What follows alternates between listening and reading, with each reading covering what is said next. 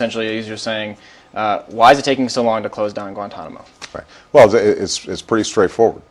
Number one, you've got a whole bunch of individuals in Guantanamo, some of whom are very dangerous, some of whom were low-level fighters, some of whom the courts have determined should never have been put there in the first place.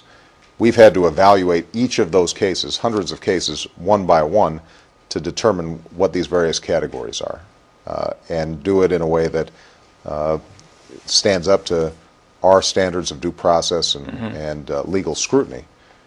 Then we've got to figure out, if we're closing Guantanamo, where are we going to put them?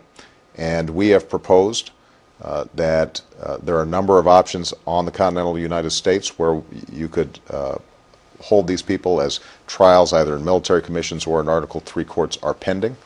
But unfortunately, there has been a lot of political resistance, and frankly, some of it just politically motivated.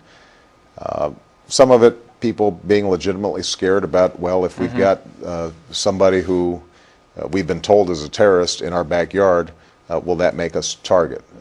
One of the things that we've had to try to communicate to the country at large is that historically we've tried a lot of terrorists in our courts. We have them in our federal prisons. They've never escaped, and these folks are no different. But it's been one of those things that's been subject to a lot of, in some cases,